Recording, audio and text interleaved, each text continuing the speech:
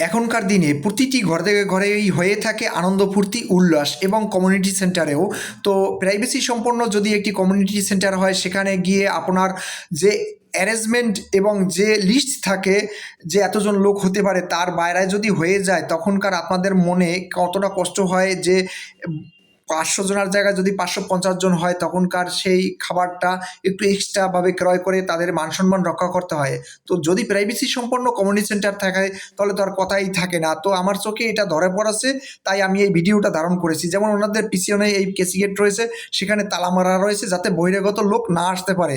পাশেই রয়েছে হাত মুখ ধোয়ার একটি ব্যবস্থা। এখান থেকে প্রাথমিক পর্যায়ে হাত মুখ দিয়ে উপরে ওঠে এবং দুই সাইডে গাড়ি রাখার সুব্যবস্থা রয়েছে এবং পার্কিংও রয়েছে অনেক গাড়ি। এবং সামনে দেখেন ওই সিকিউরিটি ভাই বসে রয়েছে, ওখানে বসে কে কখন আসবে তার নাম জিজ্ঞেস করবে এবং উনি লিস্ট অনুযায়ী ভিতরে লোক নিবে। এরকম প্রাইভেসি সম্পন্ন জায়গায় আমরা কমিউনিটি সেন্টারে যে কোনো অনুষ্ঠান করতে ইচ্ছুক। আপনাদের যদি কারো দরকার হয় তাহলে আমার এই স্ক্রিনের লাস্টে নাম্বার দেখতে পাবেন, ওখানে যোগাযোগ করে নিতে পারবেন। স্থান হলো পিরিজপুর সদর, পিরিজপুর।